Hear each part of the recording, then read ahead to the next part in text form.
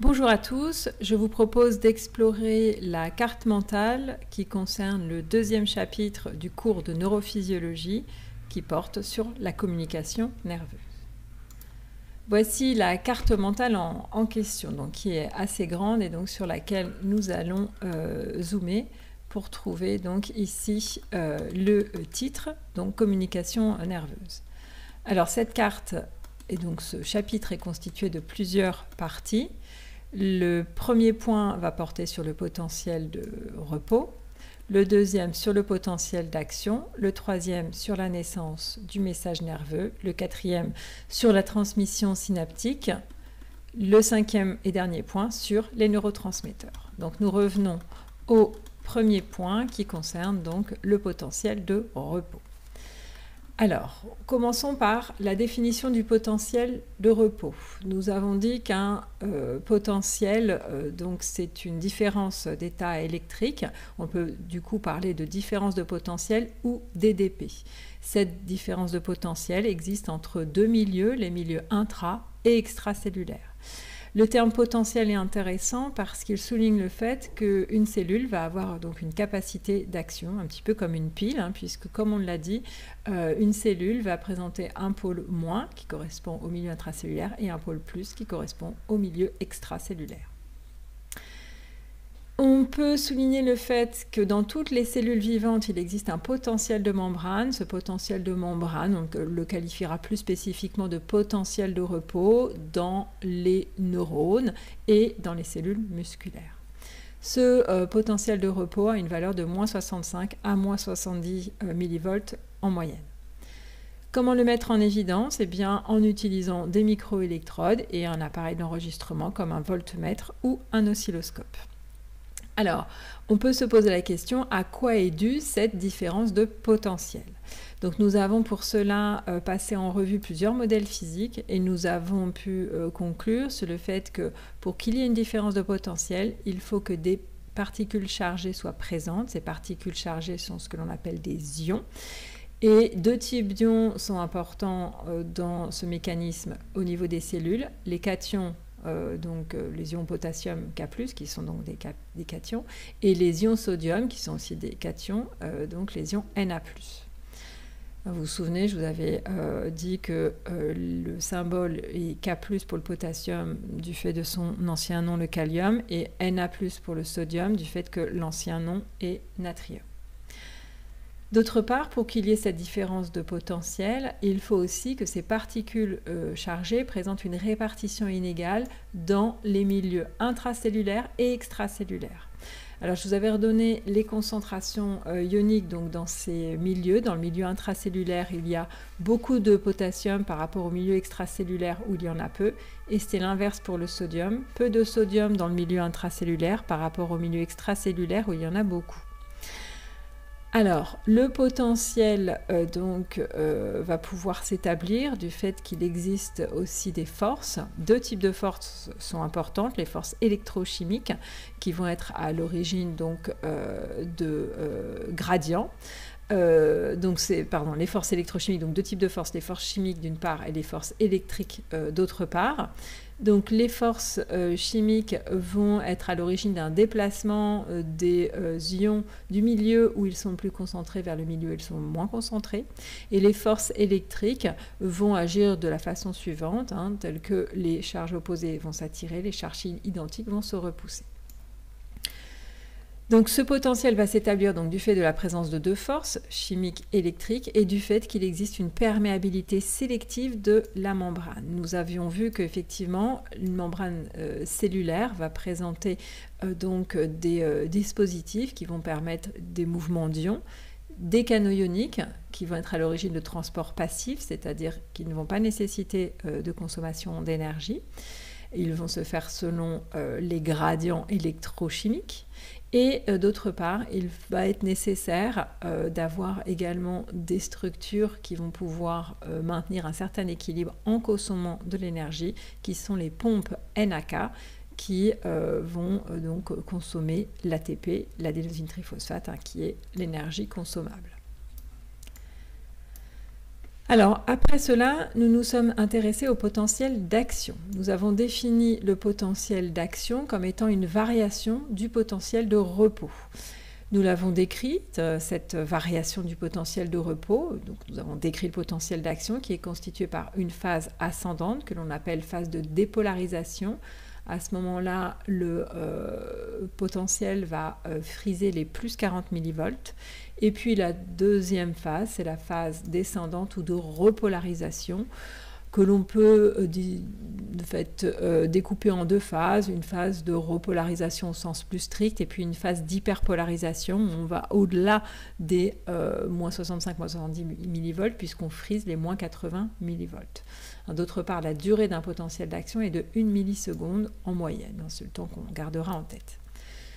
Un potentiel d'action n'existe que dans des cellules excitables qui sont les neurones et les cellules musculaires. Et le potentiel d'action va être un signal de codage de l'information. Alors, le potentiel d'action peut être mis en évidence grâce à un dispositif semblable à celui utilisé pour la mise en évidence du potentiel de repos. Il est nécessaire d'avoir des microélectrodes et un appareil d'enregistrement ici. Le voltmètre n'est pas suffisant, il faut un oscilloscope qui permettra d'observer le décours temporel. Et il va être nécessaire d'utiliser une électrode de stimulation. À quoi est dû ce potentiel d'action? Eh bien, il est dû à des mouvements ioniques qui sont eux-mêmes dus à des changements dans les caractéristiques de la membrane, plus exactement à des variations de la perméabilité membranaire. Qu'est-ce que l'on observe pendant la phase de dépolarisation? Eh bien, on constate que la membrane devient très perméable au sodium. De ce fait, il y a une entrée massive de sodium, donc entrée de charge positive, d'où la dépolarisation. La phase de repolarisation est due à une perméabilité membranaire qui va devenir très importante pour le potassium, si bien qu'on va observer une sortie d'ion potassium. Autrement dit, sortie de charge positive, on va avoir une repolarisation. Alors on peut se demander pourquoi la perméabilité membranaire change. Eh bien, elle change tout simplement parce qu'il y a des canaux particuliers qui existent donc dans les membranes de ces cellules excitables qui sont des canaux voltage dépendants ou CVD. Il y a des canaux voltage dépendants au potassium qui peuvent être soit ouverts soit fermés et des canaux voltage dépendants au sodium qui peuvent être soit fermés, soit ouverts, soit dans un état fermé un peu particulier puisqu'ils sont fermés mais ne peuvent pas être activés. C'est-à-dire que même si on stimule électriquement la cellule, quand ces canaux sont dans cet état inactivable, ils ne peuvent pas s'ouvrir et ils vont être à l'origine d'un phénomène qu'on appelle la période réfractaire. Donc je reviens juste sur le terme voltage dépendant. Il s'agit donc de canaux ioniques qui sont fermés et qui s'ouvrent sous le coup d'une stimulation électrique, d'où le terme voltage dans la dénomination de ces canaux. Alors, le potentiel d'action est donc dû à ces mouvements ioniques. À la fin du potentiel d'action, mais finalement, il y a eu des déplacements d'ions, de sodium, de potassium, et on va revenir aux conditions initiales, au potentiel de repos, grâce aux pompes NAK qui vont permettre de rétablir les concentrations ioniques initiales. Alors, quelles sont les propriétés du potentiel d'action ? Alors le potentiel d'action suit une loi de tout ou rien, c'est-à-dire que soit on a une stimulation qui est supérieure à un seuil, dans ce cas-là on a un potentiel d'action, soit elle est inférieure au seuil, donc seuil de production des potentiels d'action, et dans ce cas-là il n'y a pas de potentiel d'action. Ça veut dire aussi que l'amplitude du potentiel d'action va être fixe, elle ne va pas varier en fonction de la stimulation. Alors, en revanche, j'avais fait quand même une remarque. Qu'est-ce qui se passe si on fait une stimulation électrique inférieure au seuil de production des potentiels d'action? Eh bien, dans ce cas-là, on ne va pas observer de potentiel d'action, mais on va néanmoins observer un signal qu'on va qualifier de potentiel gradué. On peut le qualifier aussi de potentiel local ou électrotonique. Et ce signal est particulier parce que son amplitude va varier justement avec l'intensité de la stimulation, ce qui n'est pas le cas du potentiel d'action. Le potentiel d'action est dit non décrémentiel, ça veut dire qu'il va se propager en conservant la même amplitude, on dit qu'il se propage identique à lui-même, ce qui n'est pas le cas du potentiel gradué qui va perdre en amplitude et qui de ce fait va assez peu se propager. Nous avons dit que le potentiel d'action va pouvoir réaliser un codage. il va pouvoir coder en fait l'intensité des stimulations, non pas en amplitude, puisque son amplitude ne varie pas, mais en fréquence. Plus les stimulations seront intenses, plus il y aura de potentiel d'action dans un temps donné. Moins les stimulations sont intenses, moins il y a de potentiel d'action dans un temps donné. Évidemment, cette fréquence des potentiels d'action est limitée du fait de la période réfractaire que nous avons évoquée, et nous pouvons donc lier à l'inactivation des canaux sodiques, voltage dépendant sodique. La période réfractaire peut être on peut distinguer deux types de périodes réfractaires. Une période réfractaire absolue, ce qui signifie que suite à un potentiel d'action, dans la milliseconde qui suit, on ne pourra pas obtenir un autre potentiel d'action. Et une période réfractaire relative qui dure 15 millisecondes. Donc on a une fréquence qui est limitée. Nous avons évoqué le fait que les potentiels d'action vont se déplacer par un phénomène qu'on qualifie de régénération de proche en proche. Nous avions fait une analogie avec la traînée de poudre pour comprendre ce phénomène. Et nous avons souligné le fait que les potentiels d'action se déplacent toujours vers l'aval, du fait que la région située en amont de l'endroit où se trouve le potentiel d'action est dans une période réfractaire, à cause toujours de l'inactivation des canaux voltage dépendants au sodium.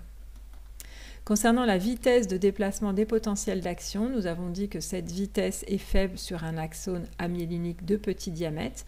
Je vous avais dit, on peut dire que les potentiels d'action dans ce cas-là sont régénérés d'un point donné en un autre point qui va être très proche, ce que j'avais appelé de très proche en très proche. Concernant cette vitesse de déplacement, elle est moyenne sur un axone non myélinisé, donc amyélinique de diamètre plus grand. Dans ce cas-là, on peut parler d'une régénération de loin en loin. Les sites de régénération sont un peu plus éloignés. Et en revanche, sur un axone myélinisé, la vitesse de déplacement va être grande. Dans ce cas-là, on peut parler d'une régénération de très loin en très loin, puisqu'il va y avoir même une régénération par saut. On parle de propagation saltatoire dans la mesure où il va y avoir des sortes de sauts qui vont se faire au-dessus des manchons de myéline qui sont des isolants électriques, ce qui veut dire que les potentiels d'action qui existent au niveau d'un nœud de Ranvier vont être régénérés sur le nœud de Ranvier suivant.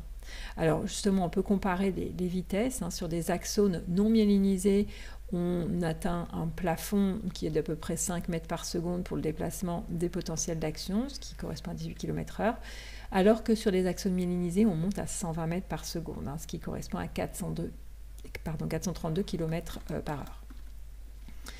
J'avais terminé avec une remarque concernant les nerfs, en vous disant que les nerfs, ce sont des gaines qui vont contenir des fibres nerveuses, et donc les potentiels d'action se déplacent bien sur les fibres nerveuses, mais pas sur les nerfs. Ça veut dire que si on place des électrodes au niveau des nerfs, les signaux électriques enregistrés ne sont pas des potentiels d'action qui se déplaceraient sur les nerfs eux-mêmes. Les signaux électriques que l'on enregistre correspondent à la résultante des potentiels d'action qui cheminent bien sur les fibres nerveuses. Nous nous sommes ensuite intéressés à la naissance du message nerveux.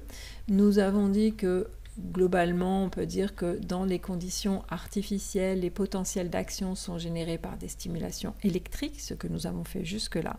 Dans des conditions naturelles, les potentiels d'action vont être générés par des stimulations sensorielles. On peut donc dire que les récepteurs sensoriels correspondent au point de départ physiologique des potentiels d'action. Alors, je vous avais proposé de nous tourner sur les récepteurs sensoriels pour essayer un peu de les classer. Nous avons vu que plusieurs critères peuvent être utilisés, par exemple le critère modalité sensorielle qui est relatif à la forme d'énergie que les récepteurs vont détecter. Ainsi, on peut parler de récepteurs qui vont être des mécanorécepteurs, qui détectent donc des stimulations mécaniques, les thermorécepteurs, donc pour les stimulations thermiques, les photorécepteurs pour les stimulations via les photons, donc liées à la lumière, et les chimiorécepteurs qui détectent les stimulations chimiques. Je vous avais aussi proposé un autre critère. On peut classer donc les récepteurs sensoriels selon leur structure. Nous avions dit dans le chapitre précédent qu'un récepteur sensoriel, c'est toujours une extrémité d'un neurone sensoriel de premier ordre. Il se trouve que cette extrémité peut être nue, elle peut être encapsulée ou bien elle peut être aussi associée à une cellule spécialisée. Mais dans tous les cas, un récepteur sensoriel sera toujours constitué par une extrémité périphérique d'un neurone sensoriel de premier ordre. Alors, nous avons souligné le fait que les récepteurs sensoriels assurent un phénomène qu'on appelle la transduction sensorielle, c'est-à-dire qu'ils vont assurer la traduction des stimulations, donc liées à l'environnement ou au corps, donc la traduction de ces stimulations en activité nerveuse. La fonction d'un récepteur sensoriel, c'est finalement de traduire les stimulations détectées en messages nerveux. Nous avions évoqué les étapes de la transduction sensorielle. Le point de départ, bien sûr, c'est la stimulation sensorielle, l'information donc qui est présente, qui va être donc détectée. Donc cette stimulation sensorielle va être à l'origine d'ouverture ou de fermeture de canaux ioniques qui sont présents sur le récepteur sensoriel au niveau d'un site qu'on appelle le site de transduction. Le fait que des canaux ioniques s'ouvrent et se ferment va entraîner des changements dans les mouvements ioniques et ces changements de mouvements ioniques vont être à l'origine de variations au niveau du potentiel de repos, au niveau du potentiel de membrane. Ces variations ne correspondent pas à des potentiels d'action, elles vont correspondre à ce qu'on appelle un potentiel de récepteur, et un potentiel de récepteur, ça correspond justement à un potentiel gradué que nous avons décrit précédemment. Ce potentiel gradué, donc son amplitude va dépendre de l'intensité de la stimulation. Il va se déplacer, en même temps qu'il se déplace, il va perdre en amplitude. Toutefois, s'il a une amplitude initiale assez importante, il va pouvoir arriver au niveau d'un site qu'on appelle le site générateur. À cet endroit-là, si l'amplitude du potentiel gradué dépasse un certain seuil, eh bien, des potentiels d'action vont naître. Donc le message nerveux va réellement naître et va cheminer le long de la fibre nerveuse. Alors nous avions fait quelques remarques concernant le comportement des récepteurs sensoriels. Donc au repos, on peut avoir deux comportements, donc tout simplement des fibres sensorielles dans lesquelles on ne va pas observer de potentiel d'action quand les fibres ne sont pas stimulées. Par contre, il y aura des potentiels d'action quand des stimulations seront faites. D'autre part, il existe des fibres sensorielles dans lesquelles il y a en permanence des potentiels d'action qui sont produits à une certaine fréquence. On parlera d'une fréquence de repos puisque ça correspond à l'absence de stimulation. Bien sûr, quand il y aura une stimulation, il y aura une variation dans cette fréquence des potentiels d'action qui pourra soit augmenter, soit diminuer. On avait évoqué aussi différents comportements donc, des fibres nerveuses lorsqu'il y a des stimulations.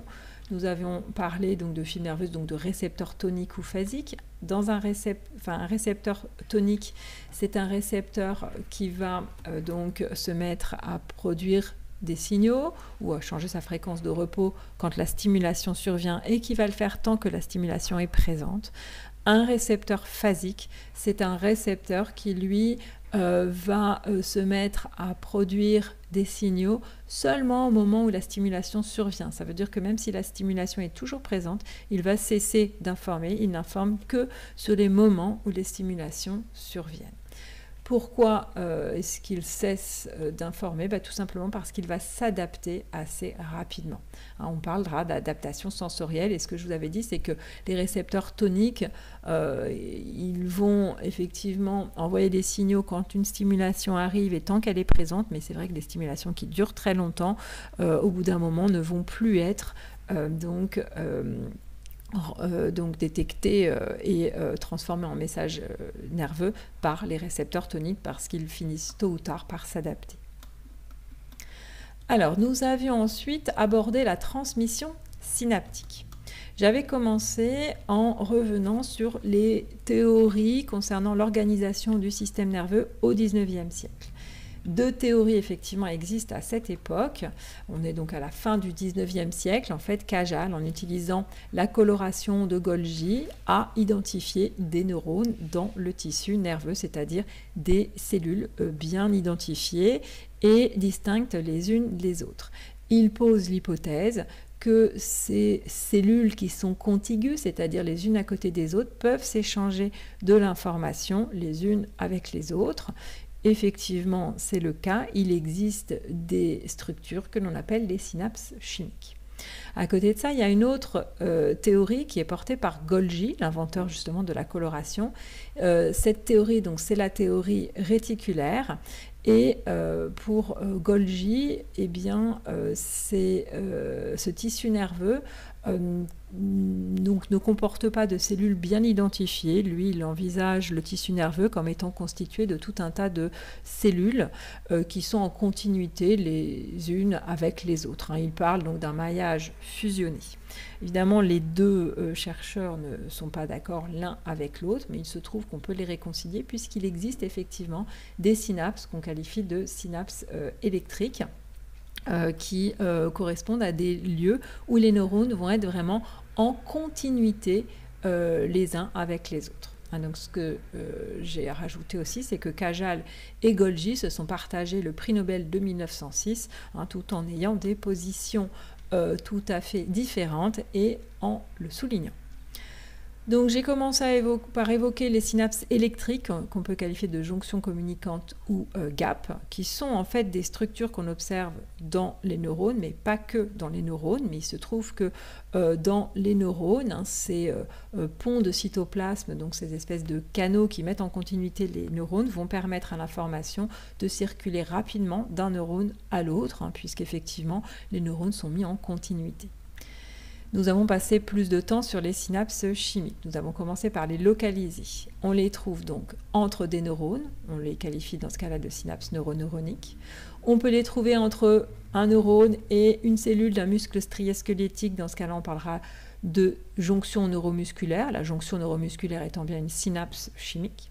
On peut les trouver entre un neurone et une cellule d'un muscle cardiaque ou une cellule d'un muscle lisse. Dans ce cas-là, il n'y a pas de nom très spécifique, j'aurai l'occasion de vous en donner un peu plus loin. Et on peut les trouver aussi entre un neurone sensoriel de premier ordre et une cellule spécialisée, là où effectivement ces récepteurs particuliers existent. Alors quelle est l'organisation donc des synapses chimiques? On identifie 3 éléments, un élément présynaptique qui apporte l'information, qui est représenté quasi systématiquement par un axone et qui contient des vésicules de neurotransmetteurs. On identifie un espace, appelé la fente ou l'espace synaptique, et puis un élément post-synaptique.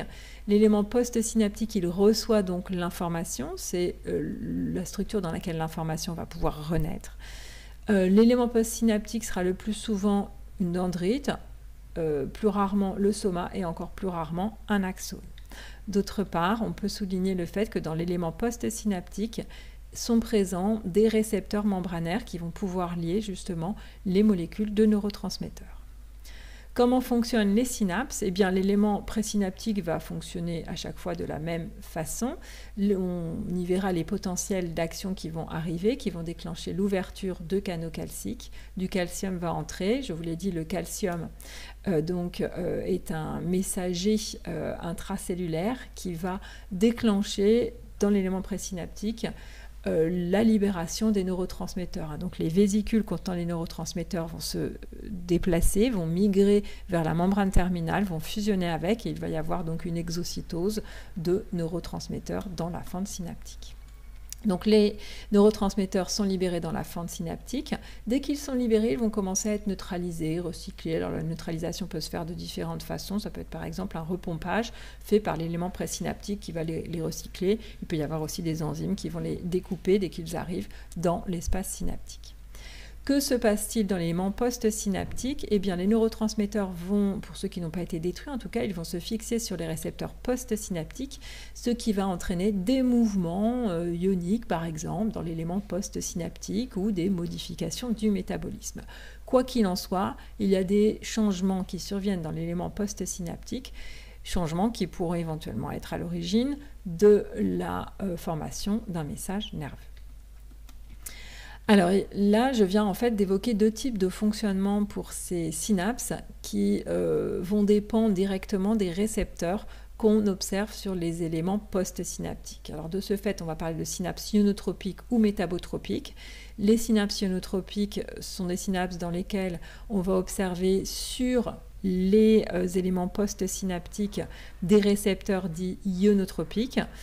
Ces récepteurs donc ionotropiques, lorsqu'ils fixent le neurotransmetteur, eh bien, ils vont s'ouvrir. Alors on peut dire qu'ils sont associés à un portillon, ou bien leur forme change et un conduit se construit. Toujours est-il que la fixation du neurotransmetteur va permettre l'ouverture d'un conduit à travers lequel des mouvements ioniques pourront se faire, donc entrée ou sortie d'ions. On dit que ces récepteurs, ce sont des canaux ioniques chimiodépendants car leur ouverture va dépendre de la fixation d'une substance chimique. Et donc ils sont ioniques puisqu'effectivement ensuite on observera des mouvements ioniques. Qu'est-ce qui se passe à ce moment-là? Les mouvements ioniques se produisent, donc des mouvements de charge, si bien qu'on va avoir une variation du potentiel de repos et on va observer un signal qui est un signal de type potentiel gradué qu'on va appeler potentiel post-synaptique ou PPS. S'il est une dépolarisation, ce signal est dans le sens d'une dépolarisation, on l'appellera PPSE pour potentiel postsynaptique excitateur. S'il est dans le sens d'une hyperpolarisation, on l'appellera PPSI pour potentiel postsynaptique inhibiteur. Alors, un neurone donc postsynaptique est un neurone dans lequel il va y avoir tout un tas de PPS qui vont être présents. Ces potentiels postsynaptiques, ces PPS vont pouvoir se sommer temporellement et spatialement. Ils vont se déplacer sur le neurone, aboutir au niveau du cône axonique. Et à cet endroit-là, si la somme des PPS dépasse le seuil de production des potentiels d'action, eh bien des potentiels d'action vont naître et le neurone pourra conduire au niveau de son axone des messages nerveux constitué de potentiel d'action. Autre type de synapse, la synapse métabotropique. En fait, on parle plus spécifiquement de récepteurs dits métabotropiques. Effectivement, c'est la présence de récepteurs métabotropiques sur l'élément postsynaptique qui va permettre de dire que la synapse a un fonctionnement métabotropique. Donc, ces récepteurs métabotropiques vont pouvoir fixer, lier les neurotransmetteurs libérés par l'élément présynaptique. Quand ces neurotransmetteurs sont liés, eh bien, les récepteurs métabotropiques vont présenter des modifications dans leur conformation. Ces modifications ne vont pas être à l'origine d'une ouverture directe d'un canal ionique. Par contre, ces récepteurs étant transmembranaires, ils vont induire des changements à l'intérieur de la cellule, en fait par cascade de réactions, et il va y avoir au final des modifications du métabolisme. On peut préciser que ces récepteurs sont associés à une protéine qu'on appelle protéine de transduction, donc qui est aussi ce qu'on appelle une protéine G, qui va activer en cascade d'autres molécules, d'où finalement des modifications du métabolisme qui peuvent survenir, et pourquoi pas, in fine, des ouvertures-fermetures de canaux ioniques. Ensuite, nous nous sommes intéressés à l'intégration synaptique. J'avais insisté sur le fait qu'une synapse, eh bien, c'est un lieu qui va pouvoir intégrer les messages nerveux. C'est là que les transformations vont se faire. J'avais donc souligné des particularités concernant les synapses, et montrant qu'une synapse, ce n'est pas quelque chose qui fonctionne aussi simplement qu'on veut bien le décrire dans une première approche.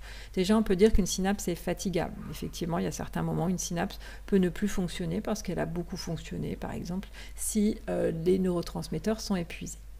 On avait parlé aussi de divergence et de convergence, donc avec effectivement une divergence qui existe dans le sens où un neurone peut amener de l'information vers plein d'autres neurones. Et l'idée de convergence, c'est le fait qu'un neurone réceptionne l'information de plein de neurones. On avait aussi du coup parlé de la diversité des neurotransmetteurs, évoqués à cette occasion. On a parlé aussi du fait que les réseaux de neurones vont être constitués de chaînes de neurones qui vont être plus ou moins importantes.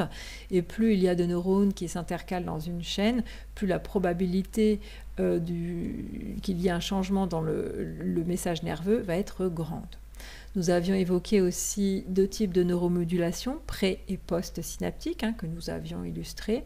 Nous avions aussi souligné le fait que l'efficacité d'une synapse va varier. Une synapse qui fonctionne beaucoup, c'est une synapse qui peut de mieux en mieux fonctionner, tandis qu'une synapse qui fonctionne de moins en moins peut de moins en moins bien fonctionner, peut même disparaître. Et puis on a évoqué encore pas mal d'autres mécanismes sur lesquels je m'étais néanmoins moins attardée. Alors, je vous avais aussi évoqué une phrase de Sherrington qui disait qu'un neurone va avoir deux options, puisqu'un neurone, effectivement, reçoit plein de messages nerveux. En gros, les deux options qui s'offrent à lui sont celles de produire un message ou de ne pas en produire, c'est-à-dire produire des potentiels d'action ou ne pas en produire. Et les termes qu'on utilise sont les termes déchargés quand il y a production de potentiel d'action, donc production de messages nerveux, ou ne pas décharger quand il n'y a pas de production de potentiel d'action, donc pas de production de messages nerveux. Ensuite, nous nous sommes intéressés à la jonction neuromusculaire, cette synapse entre un neurone particulier qui est un motoneurone et une cellule musculaire particulière qui est une cellule d'un muscle strié squelettique. Concernant son organisation, l'élément présynaptique est donc le motoneurone qui amène à un ordre moteur, donc un message nerveux qui correspond à un ordre moteur. Et cet élément présynaptique contient des vésicules de neurotransmetteurs qui correspondent à de l'acétylcholine. Le neurotransmetteur dans ces vésicules est donc l'ACH ou acétylcholine. On observe bien sûr une fente ou espace synaptique où l'acétylcholine sera dégradée dès qu'elle est libérée par une enzyme qu'on appelle l'acétylcholinestérase, ACHE. Et l'élément post-synaptique correspond à évidemment la cellule musculaire striée squelettique. Et donc, ce sera seulement une partie de cette cellule qui va jouer le rôle de l'élément post-synaptique. Et sur cette région, on va trouver des récepteurs à l'acétylcholine, qui sont bien sûr des récepteurs chimiodépendants de type ionotropique. On peut préciser que la région de la cellule musculaire squelettique qui présente ces récepteurs à l'acétylcholine, donc qui joue le rôle d'élément post-synaptique, est appelée plaque motrice.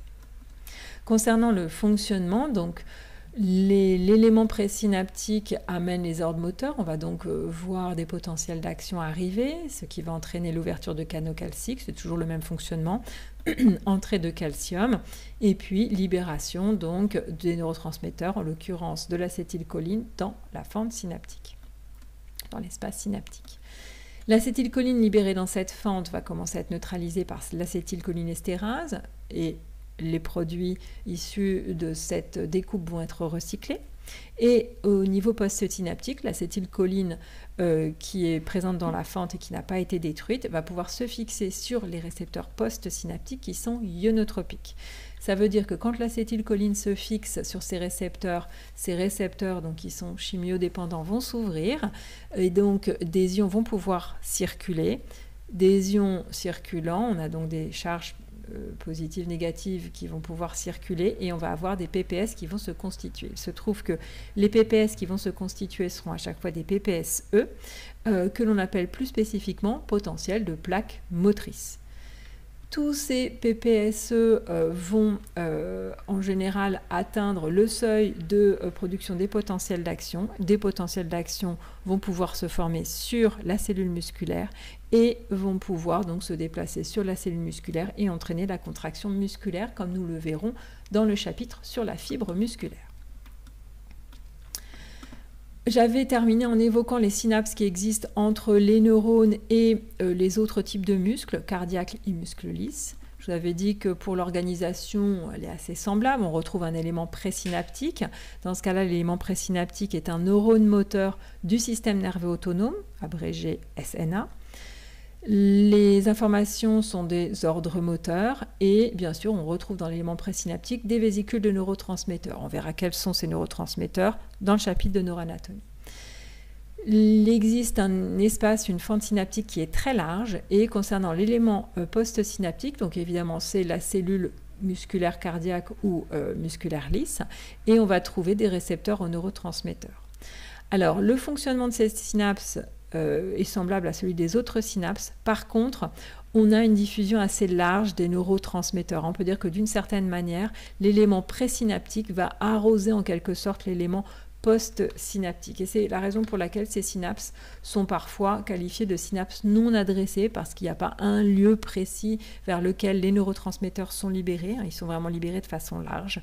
Et par rapport à la structure de ces synapses, comme on l'a dessiné en cours, on a vu qu'il y a des sortes de petites grappes qui se constituent, d'où parfois la dénomination de synapses en chapelet.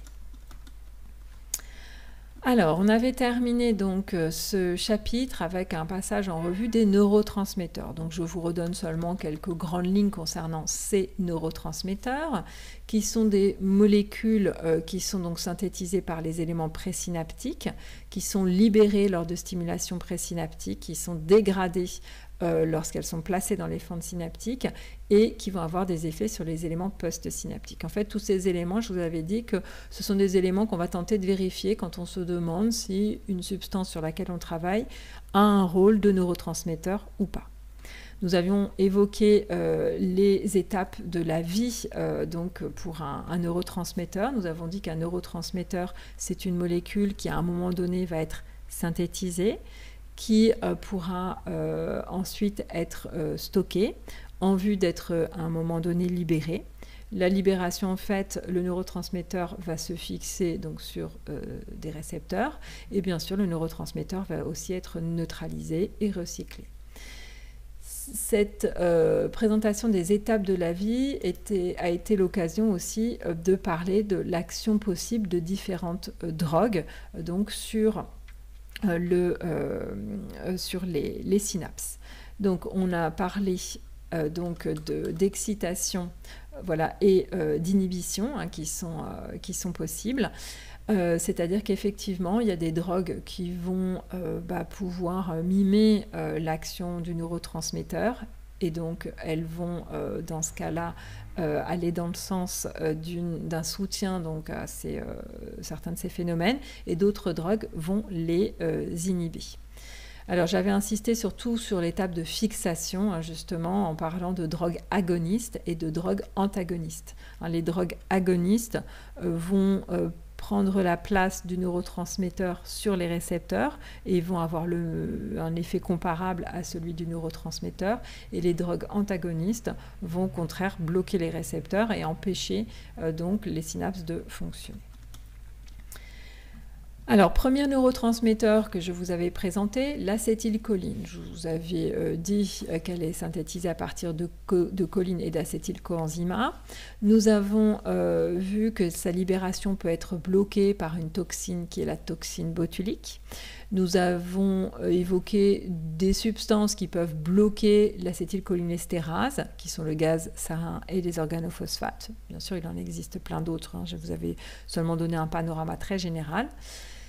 Nous avions passé un petit peu plus de temps concernant les récepteurs à l'acétylcholine. Je vous ai dit globalement il y a deux grandes catégories de récepteurs qui eux-mêmes se subdivisent en sous-catégories. Donc les récepteurs nicotiniques qui sont ionotropiques, qui sont nommés ainsi parce que leur agoniste est la nicotine et qui présentent notamment un antagoniste compétitif qui est le curare, mais il y en a d'autres. On localise ces récepteurs sur les muscles striés squelettiques, au niveau du système nerveux autonome et également au niveau de l'encéphale. À côté des récepteurs nicotiniques, on a les muscariniques qui sont métabotropiques, dont l'agoniste est la muscarine. Exemple d'antagoniste compétitif, l'atropine, et je vous avais dit qu'on trouve donc ces récepteurs, par exemple dans les muscles lisses, dans le système nerveux autonome et dans l'encéphale. J'avais évoqué quelques rôles associés à l'acétylcholine, un rôle bien sûr dans l'activité motrice du fait que c'est le neurotransmetteur de la jonction neuromusculaire, un rôle dans le système nerveux autonome qu'on reverra dans le chapitre de neuroanatomie, un rôle dans l'éveil, pareil, qu'on reverra, et un rôle aussi dans la mémorisation et les apprentissages qu'on aura l'occasion d'évoquer quand nous parlerons de la maladie d'Alzheimer. Autre type de neurotransmetteurs, les amines, ou monoamines ou amines biogènes. Je vais évoquer le fait qu'on a un premier ensemble qui correspond à ce qu'on appelle les catécholamines, qui correspondent à trois types de neurotransmetteurs, la dopamine, ou DA, la noradrénaline, ou NA, qu'on appelle aussi norépinéphrine, et puis l'adrénaline, ou A, ou épinéphrine. Je vous avais dit que la synthèse donc, de ces substances va suivre une chaîne, et j'avais insisté notamment sur le fait que la dopamine peut être transformée en noradrénaline, ce sera le cas dans les neurones qui produisent la noradrénaline, laquelle pourra être transformée en adrénaline dans les neurones qui produisent l'adrénaline. Alors je reviens donc aux différents neurotransmetteurs. La dopamine, donc on avait dit qu'il y a tout un tas de récepteurs. Je vous avais dit de retenir seulement une chose, le fait que les antagonistes de ces récepteurs sont qualifiés d'antipsychotiques ou neuroleptiques. Et j'avais évoqué quelques rôles associés à la dopamine que nous retrouverons dans la suite du cours. Rôle associé à la motricité, nous en reparlerons avec la maladie de Parkinson, rôle dans les émotions, exemple la schizophrénie, et rôle dans ce qu'on appelle le système de la récompense, donc rôle dans la motivation, pareil, nous en reparlerons. Globalement, nous en reparlerons quand nous évoquerons les noyaux gris de la base. Nous avions parlé de la noradrénaline en évoquant donc ces rôles, donc dans le sommeil et l'éveil, dans les émotions. On avait évoqué que les variations peuvent être à l'origine, peuvent être associées à des dépressions ou des crises maniaques sans que cela soit systématique, bien sûr. Hein, ce sont des observations qui ont été faites, mais qui ne sont pas toujours réalisées. Et nous avions dit que la noradrénaline, c'est aussi le neurotransmetteur de la préparation à l'action, tout comme l'adrénaline. Ces deux substances agissent sur les mêmes récepteurs, des récepteurs alpha et bêta, et je vous avais dit c'est simple de retenir le nom des agonistes et antagonistes de ces récepteurs. Les agonistes des récepteurs alpha sont appelés alpha-stimulants, les antagonistes des récepteurs alpha, les alpha-bloquants, les agonistes des récepteurs bêta sont les bêta-stimulants, et les antagonistes des récepteurs bêta sont les bêta-bloquants.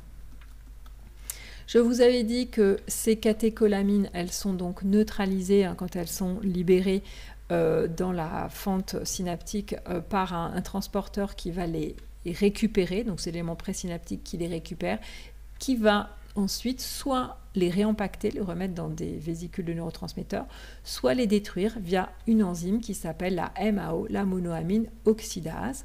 Alors on peut bloquer justement cette destruction en utilisant des substances qui font partie d'une famille qu'on appelle les inhibiteurs de MAO, qu'on appelle les IMAO. Parmi les amines, j'avais évoqué la sérotonine, ou 5-HT, puisque c'est son nom chimique, la 5-hydroxytryptamine. Alors, j'ai simplement évoqué le fait que cette substance va être neutralisée, comme pour les catécholamines, par recapture. Par contre, cette fois-ci, la recapture se fait par un transporteur spécifique que l'on peut inhiber en utilisant des molécules que l'on qualifie d'inhibiteurs sélectifs de la recapture de sérotonine, donc les ISRS, parmi lesquels on trouve par exemple le médicament appelé Prozac. Alors ensuite, cette sérotonine, donc elle peut être, une fois qu'elle a été recapturée, soit réempactée, soit détruite par la MAO. Même réflexion que précédemment, la MAO peut être inhibée par les inhibiteurs de la MAO. Rôle associé à la sérotonine, nous en reparlerons donc dans les états de vigilance, éveil-sommeil. Elle est importante également pour diverses régulations physiologiques, dans la réactivité à la douleur et dans les émotions, avec là aussi un lien entre dépression et sérotonine qui a été fait, mais qui est loin d'être systématique. Dernier neurotransmetteur appartenant aux amines, l'histamine ou HA, qui est impliqué dans l'éveil, le sommeil et dans diverses régulations physiologiques. Nous avions ensuite à évoquer les acides aminés. Certains sont excitateurs, d'autres sont inhibiteurs. Parmi les acides aminés excitateurs, j'avais évoqué en particulier le glutamate, GLU. Donc le glutamate, je vous avais dit qu'il est neutralisé par une recapture qui peut être faite par le neurone présynaptique, mais aussi par les astrocytes qui vont finalement se trouver dans l'environnement de la synapse. Nous avions évoqué le fait que le glutamate peut agir sur des récepteurs métabotropiques ou ionotropiques, et j'avais surtout insisté sur les récepteurs ionotropiques, puisqu'il y a deux catégories de récepteurs, des récepteurs dits non NMDA, donc qui sont le KA et la MPA, et puis des récepteurs NMDA. Je vous avais dit que c'est important parce que nous allons les retrouver dans le chapitre sur les apprentissages et la mémoire. Concernant les rôles associés au glutamate, on peut évoquer un rôle dans la communication neuronale. C'est le principal neurotransmetteur excitateur du système nerveux. Il a un rôle dans le développement que vous aurez l'occasion d'explorer et il est important dans les apprentissages et la mémoire, hein, comme je viens de le dire. Nous le verrons en détail avec son action sur ces récepteurs non NMDA et NMDA et nous verrons son rôle dans un mécanisme qui s'appelle la potentialisation à long terme, qui est un mécanisme cellulaire qui permet de comprendre les phénomènes d'apprentissage et de mémoire. Nous avions souligné aussi quelques implications neurologiques associées au glutamate, puisqu'effectivement, il est incriminé dans certaines migraines, donc ce qu'on appelle les migraines ophtalmiques, dans l'épilepsie, et il présente une certaine neurotoxicité. Ensuite, nous avions parlé des acides aminés inhibiteurs avec donc la glycine. Je vous avais simplement dit que la glycine agit sur des récepteurs qui sont des récepteurs ionotropiques au chlore qui, lorsqu'ils sont stimulés, vont être à l'origine de PPSI dans le neurone postsynaptique. Et j'avais simplement évoqué un antagoniste de ces récepteurs assez connu qui est la strychnine, qui est un poison utilisé dans les topicides. Autre neurotransmetteur inhibiteur, le GABA. Nous avions parlé de récepteurs au GABA, de catégories GABA A, GABA B, entre autres, hein, et pour les récepteurs GABA A, nous avions souligné le fait qu'il s'agit de récepteurs ionotropiques au chlore, qui, lorsqu'ils sont donc stimulés, vont être à l'origine de production de PPSI. Et nous avions fait un dessin pour illustrer le fait que ce récepteur GABA A, en plus d'avoir un site de fixation pour cette molécule qui est le GABA, va présenter des sites de fixation à d'autres molécules. Entre autres, nous avions évoqué les benzodiazépines et les barbituriques, qui sont des substances qui vont pouvoir moduler l'activité de ce récepteur. Nous avions souligné les rôles associés au GABA, donc dans la communication neuronale. Je vous avais dit que c'est le principal neurotransmetteur inhibiteur. Le GABA est impliqué dans les mécanismes d'éveil, de sommeil, dans diverses fonctions cognitives et nous en reparlerons avec la motricité à travers la chorée de Huntington, donc dans le chapitre sur les noyaux gris de la base. Je termine juste par une remarque concernant le glutamate et le GABA. Le glutamate, c'est le principal neurotransmetteur excitateur, le GABA, le principal neurotransmetteur inhibiteur donc du système nerveux central. Et nous avions souligné le fait qu'il existe une sorte de balance entre l'action de ces deux types de neurotransmetteurs, donc une balance entre l'excitation finalement et l'inhibition.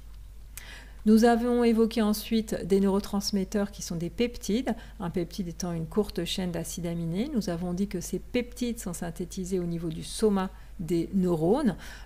Tout simplement au niveau du soma, je vous avais dit, on trouve le noyau qui renferme l'information génétique, les ribosomes qui vont pouvoir finalement fabriquer les protéines.